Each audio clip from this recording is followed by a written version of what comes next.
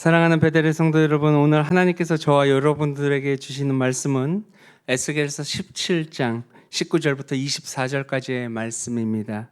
내 높은 나무를 낮추고 낮은 나무를 높이며 라는 제목으로 말씀을 선포하겠습니다.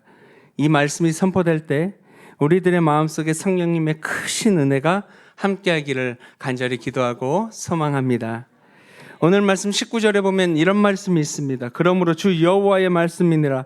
내가 나의 삶을 두고 맹세하노니 그가 내 맹세를 업신여기고 내 언약을 배반하였은즉 내가 그 죄를 그 머리에 돌리되 라고 말씀하셨어요. 오늘 시작의 말씀이 너무나도 강하게 임팩트 있게 다가오지 않습니까? 근데 여기서 우리가 주목해야 할 단어가 두 가지가 있습니다. 첫 번째는 내 맹세와 또 다른 것은 내 언약이라는 말입니다. 시드기야가 자신의 맹세와 하나님의 맺은 언약을 업신여기고 배신한 이야기를 정확히 주님께서 지적을 하십니다. 근데 그가 왜 지적을 당했을까요? 그가 악을 저질렀고 그 죄를 머리에 돌릴 것이라고 주님께서 말씀하시지요. 바벨론으로 끌고 가서 반역행위를 심판할 것이라고 주님께서 엄포를 놓고 계십니다. 근데 왜 사실 이 언약은 어떻게 보면 하나님과 맺은 직접적인 언약은 아닌데 왜 굳이 이렇게 주님께서 말씀을 하셨을까요? 바벨론 왕과 시드기야가 맺은 언약으로 타인에 의해서 어쩔 수 없이 맺은 언약이었습니다. 근데 하나님께서는 이 시드기야가 바벨론과의 힘에 대한 언약을 깨뜨리고 애굽을 의지하고 유대의 독립을 꾀하려고 했던 것을 내 언약과 내 맹세를 배반했다고 지적했던 것입니다. 그리고 곧바로 20절의 말씀이 이어지고 있는데 이런 일을 저지른 너는 시드기야야, 너는 이제 바벨론으로 끌고 가서 내가 너에게 어떻게 할 것이라고요? 심판할 것이라고 주님께서 선포하셨어요. 여러분, 언약이 무엇입니까? 바벨론 왕과 맺은 언약입니다. 겉으로 보면 시드기야가 바벨론 왕과 맺은 언약은 인간과 인간 사이에서 맺은 사람과 사람과의 언약이었습니다. 하지만 바벨론 왕과의 언약을 맺었을 때 누구의 이름으로 언약을 맺었어요? 하나님의 이름으로 그 언약과 약속을 했던 거예요. 그러니 하나님께서 뭐라고 말씀하셨어요? 내 맹세와 내 언약이라고 이야기한 것입니다. 인간과 인간과의 약속이기도 하지만 하나님의 이름으로 건 약속이기 때문에 하나님의 이름을 더럽혔던 것입니다. 그런데 여러분, 우리들의 신앙도 그렇지 않습니까? 죄 속에 살고 있는 우리들도 사실 그러지 않습니까? 약속에 대한 중요성, 우리가 잘 알고 살아가야 함을 기억하고 있어야 한다는 사실을 다시금 깨닫게 됩니다. 여러분, 연말과 연초가 되면은 우리가 무엇을 받죠? 직분을 받죠. 어떤 이들은 직분을 받기를 원합니다. 심지어 왜 나는 이 직분을 안 줍니까? 하면서 따지는 사람들도 있어요. 왜 교회가 나에게 이 직분을 안 주느냐고 울분을 터뜨리는 사람들도 있습니다. 심지어 교회의 헌법을 위반하면서까지 범법을 저지르려는 사람들도 있어요. 그렇게라도 하고 싶은 사람들도 있어요. 물론 우리 교회의 얘기는 아닙니다. 우리 성숙한 목포 베델교회는 절대로 그럴 일이 없을 줄 믿습니다. 근데 잘 돌아보면 사실 나에게 있는 것 같지 않습니까? 그동안 아무것도 하지 않으려고 했고 하려는 마음도 없었고 자격도 없었는데 막상 직분을 받고는 싶고 남들이 다 받으니 내 친구들이 동료들이 다 받으니 받고는 싶고 안 받으면 서운하고 그래서 열심히 사역하겠다고 주님께 약속은 했지만 한 달이 지나고 두 달이 지나면 마음은 초심을 벗어나기 쉽습니다.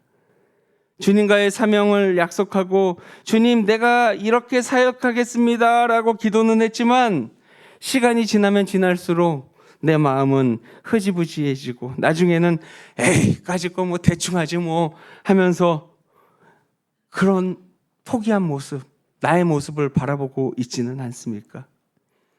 여러분, 우리 교회에서요, 약속과 헌신 이 모든 것들이 어떻게 보면 하나님과의 약속입니다.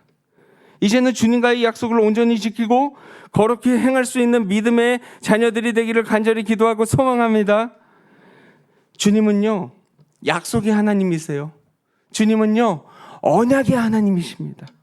그래서 22절을 한번 봤으면 좋겠어요. 주 여호와께서 이같이 말씀하시되 내가 백향목 꼭대기에서 높은 가지를 꺾어다가 심으리라.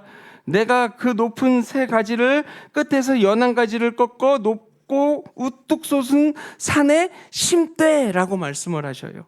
내가 백향목 꼭대기에 높은 가지를 꺾어다가 어떻게 한다고요? 심는다고 이야기를 합니다.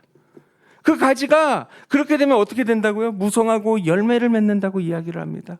아름다운 백향목이 된다고 이야기를 합니다. 그리고 그 아래에 각종 새들이 깃들이고 그 가지 안에서 그들이 거한다고, 그들이 살 것이다 라고 말씀을 하세요.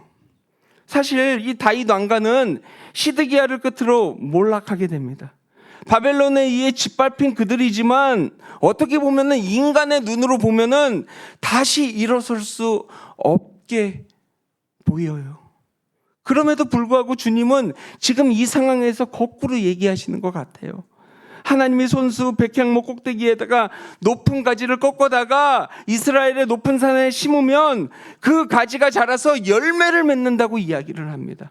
그리고 풍성한 새들이 그 풍요로움을 누린다고 이야기하니 사람의 눈으로 볼 때 그게 과연 될까라는 생각을 갖게 되죠. 근데 하나님께서는요, 이 몰락한 다윗 왕 한 가지를 통해서 다윗 왕가를 온전히 회복하시고 다윗에게 주신 그 언약을, 그 약속을 완전하게 성취하실 것이라는 약속을 정확하게 하십니다. 여러분, 백향목이 무엇입니까? 다윗 왕가를 상징하고 있어요. 높은 가지는 무엇입니까?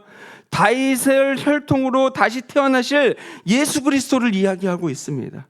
이 가지가 이스라엘의 높은 산에 심겨진다는 것, 예루살렘에서 성령의 인도하심으로 그리스도의 성이 그의 나라가 도래할 것이다 라는 확실하고도 확고한 그 약속을 주님께서 선포하신 것입니다. 아름다운 가지와 열매, 우리 그리스도가 수많은 열매 교회들을 통해서 하나님 나라가 크게 확장될 것이고 수많은 영혼들이 구원을 받고 그 구원을 통해서 하나님 나라의 백성이 올바르게 살아간다는 주님의 약속, 그 열매의 결실 중에 하나가 우리 목포 베델교회 아닙니까? 여러분, 하나님의 사랑은요 분명히 이루어지는 것입니다. 얼마나 놀라운 말씀 아닙니까? 특히 22절 후반부에 보면은 내가 그 높은 새 가지 끝에서 연한 가지를 꺾어 높고 우뚝 솟은 산에 심는다라고 이야기하셨어요. 연한 가지 하나를 주님이 심는다 하십니다. 여러분, 처음에는 얼마나 보잘것 없었을까요? 인간의 눈으로 그 가지가 펼쳐져 봐야 얼마나 펼쳐질까 생각하겠지요. 지가 커져 봐야 얼마나 크겠어 라고 생각할 수도 있어요. 그러나 여러분, 하나님의 생각과요 우리의 생각은 차원이 다르세요. 몰락한 그 왕조를 다시금 세우시는 것도 주님이십니다. 연약한 가지 하나가 산을 덮는 것도 주님이십니다. 저는 이 말씀을 통해서 묵상하면서 지금 우리 베델교회 꼭대기에, 우리 건물 옥상에, 아니 저기 십자가 위에 하나님께서 백향목 한 가지를 심겨지는 상상을 하면서 말씀을 준비했어요. 하나님의 그 거룩한 손이 우리 교회 꼭대기에 아름답게 심겨 주셔서 큰 은혜와 축복이 들이부어지는 상상을 하게 됩니다. 여러분, 우리들에게 그 놀라운 축복을 주님께서 주실 줄 믿습니다. 근데 교회가 정비되고 웃음을 찾고 무언가 잘 되려고 하다 보니 한쪽에서는 이렇게 얘기할 수도 있어요.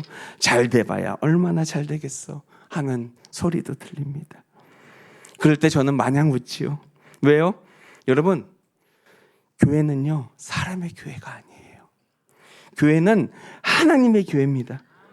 주님의 교회는 절대로 주님께서 내버려 두지 않습니다. 주님이 높은 산에 심으라면 심는 거고, 그 가지가 무성해질 것이라고 주님께서 말씀하시면 무성해지는 것이고, 그 산에 새가 깃들려면 깃드는 것이고, 그 가지가 풍성해져서 수많은 새들이 날아와 든다면 날아와 드는 것입니다. 모든 것을 분명케 하는 것은 나의 하나님이세요. 하룻밤 사이에도 모든 것들을 변하게 하시는 나의 주님, 하늘 위에 계신 저분밖에 할 수 없다는 사실을 믿어 의심치 마시기 바랍니다. 특히 23절의 말씀을 봅니다. 그 가지가 무성하고 열매를 맺어서 아름다운 뭐가 된다고 합니까? 백향목이 된다고 이야기해요. 백향목. 저는 목회를 하는, 저는 문과입니다. 문과, 이과 이렇게 얘기하면 저는 수학 이쪽보다는 그냥 이 문과예요. 문과. 그래서 특히 저는 이 꽃을 심고 나무를 키우고, 제가 꽃을 심으면 한 달 이상 간 적이 없어요. 그래서 저는 이 백향목이 사실 처음에는 그냥 성경에서나 봤지 제대로 이게 뭔지도 잘 모릅니다. 그래서 인터넷이랑 사전을 열심히 찾아봤어요. 이 백향목이 열매를 맺는다 그래서 저는 맛있는 열매가 맺어지는 줄 알았어요. 근데 알고 봤더니 무식한 거였어요. 무식한 거. 백향목은요, 열매를 맺는 나무가 아닙니다. 백향목은 소나무과 나무라고 이야기를 해요. 그래서 열매를 맺어도 먹을 수 있는 그런 열매가 아니라, 우리가 그 소나무과니까 산에 가면 뭐가 있죠? 솔방울 같은 것들을 맺는다고 합니다. 그러니 그 열매가 사실 직접적인 유용함을 얻는 것은 아니죠. 근데 백향목은요, 열매가 중요한 나무가 아니라 그 가치의 존재가 중요한 나무라고 이야기를 해요. 근데 오늘 왜 말씀에서 굳이 오늘의 말씀에는 열매를 맺는 아름다운 나무라고 얘기했을까요? 주님도 저처럼 꽃을 키우면 한 달 만에 혹시 그렇게 하시나요? 아니요. 우리 하나님은 절대로 허투루 말씀하시는 적이 없습니다. 정확히 이야기하면 다윗 자손으로 오실 예수 그리스도를 말씀하시는 거였어요. 주님은 이 땅에 오셔서 참으로 많은 열매를 맺으셨잖아요. 사망에서 생명으로 살리는 열매를 맺으셨습니다. 자신의 백성들을 풍요로운 삶으로 살게 하는 주님은 성령의 열매를 맺게 하셨어요. 사랑하는 성도 여러분, 우리 모두 주님의 아름다운 믿음의 열매를 흠모하기를 소망합니다. 주님의 거룩한 열매를 바라보기를 원합니다. 풍성한 하나님의 사랑을 느끼기를 원합니다. 주님의 그 따스함을 전할 수 있는 믿음의 자녀들이 되기를 원합니다. 특별히 24절의 말씀을 우리 함께 읽어보도록 하겠습니다. 들의 모든 나무가 나 여호와는 높은 나무를 낮추고 낮은 나무를 높이며 푸른 나무를 말리고 마른 나무를 무성하게 하는 줄 알리라. 나 여호와는 말하고 이루느니라 하라. 아멘. 여러분, 우리의 모든 것, 우리의 흥망성쇠, 흥하고 망하는 것, 성하고 쇠하는 것, 이 모든 것들을 주관하시는 분은 나의 주, 나의 하나님이십니다. 높은 나무를 낮추는 것도 주님이요, 낮은 나무를 높이는 것도 주님이십니다. 푸른 나무를 말리는 것도 누구시죠? 주님이세요. 마른 나무를 무성하게 하는 것도 주님이십니다. 주님이 그렇다면 그런 겁니다. 목사님, 설교가 너무 옛날 같지 않나요? 무조건 믿으라고 하고 하라면 하고 무슨 공상당 같지 않나요? 아니요. 여러분, 주님이 그렇다면 그런 거예요. 하나님의 방법으로 이해할 수 없는 영역이 있습니다.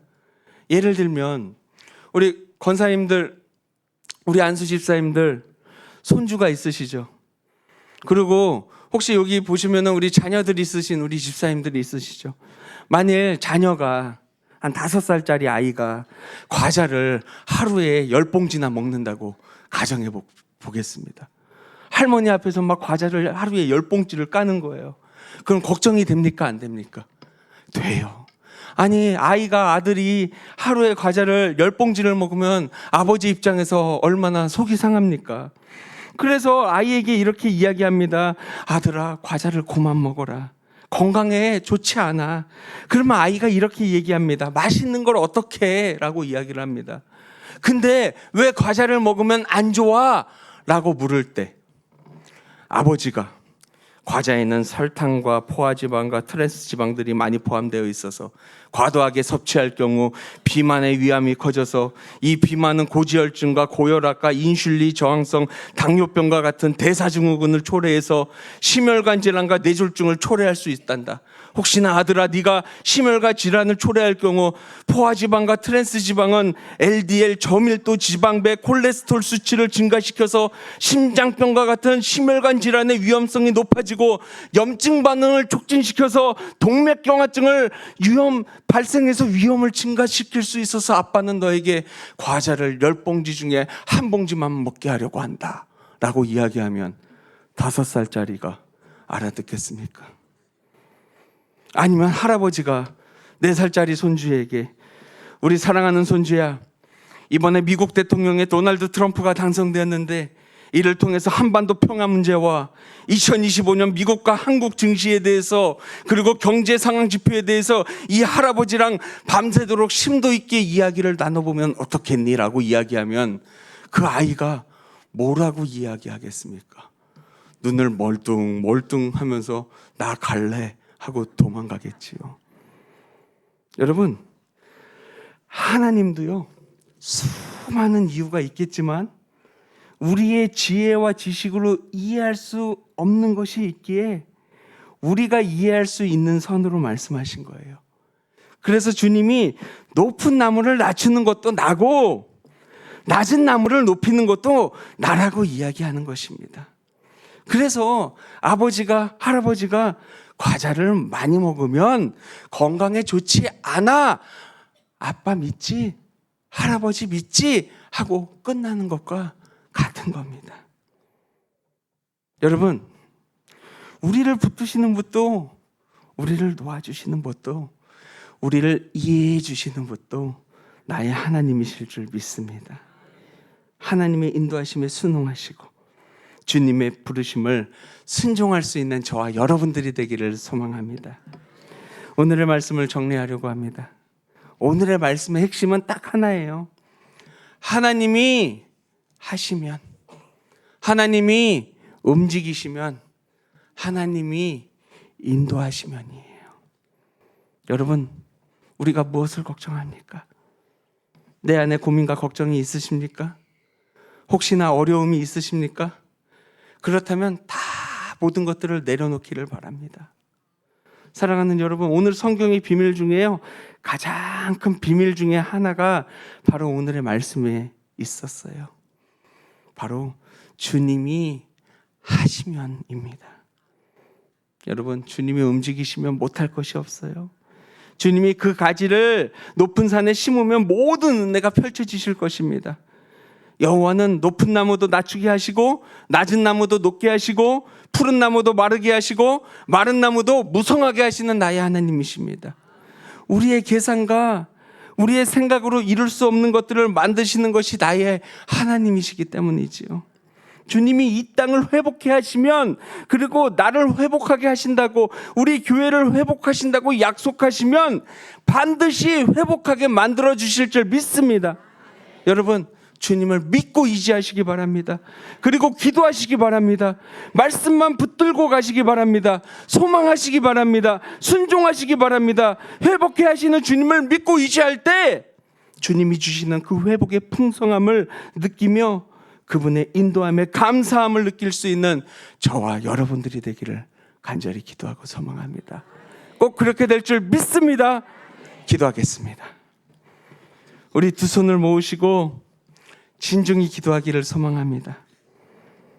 회복해 하시는 주님을 나는 온전히 바라보았는지, 주님의 아름다운 성령의 열매를 흠모하였는지, 거룩한 소망의 마음으로 온전히 주님을 바라보았는지, 이 시간 마음을 담아 주님의 마음에 귀 기울여 보도록 하겠습니다.